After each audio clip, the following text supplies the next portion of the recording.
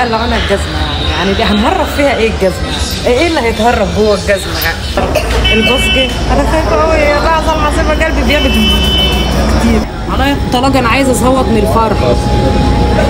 انا عندي فوبيا على فكره.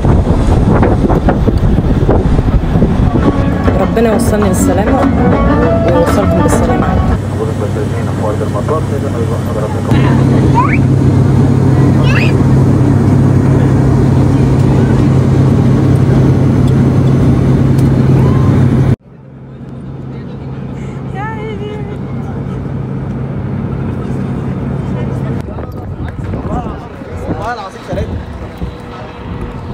واخيرا وصلت المطار.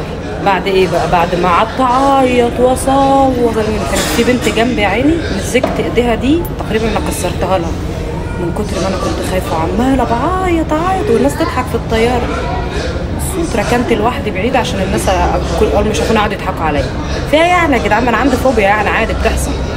لا وده السر اللي انا مستنياه الشنطه بتاعتي تيجي عليه.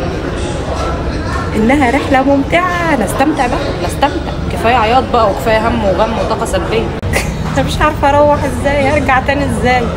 الفوبيا اللي مش عايزه تسيبني، بس الحمد لله ان انا تخطيت المرحله دي يعني. الحمد لله ان انا عديت الحمد لله. عيطت وبكيت بس عادي بتعدي هي ساعه وبتعدي.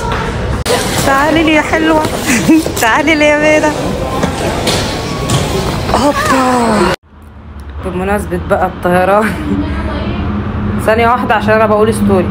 انا بحكي لهم دلوقتي المأساة عشان بس ايه، في ناس بتشوف ان هي واو الطيارة. عايزة اقول لكم انتوا ما عشتوش الكواليس بتاعة الطيارة. قعدت تدور مين اللي كانت عمالة بتقول لا اله الا الله سبحان الله وبحمده لا حول ولا قوة الا بالله العلي العظيم. ما صوتي كله كانت الطيارة سمعها حرفيا.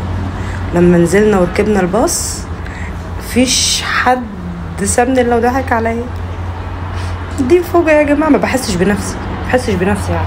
فيها ايه لما اصوت واطلع الطاقه السلبيه اللي جوايا وافضل اعيط؟ عادي بتحصل مع احسن العائلات. مش سهله والله، قلبي كان هيوقف. انا كل ما افتكر ترى الناس قالت عليا ايه هتفجر الطياره. انا لا اله الا الله. انا مش عارفه انا هرجع ازاي وهستحمل اللي انا كنت فيه ده ازاي تاني والله. الحمد لله يا فضحتك يا جماعه.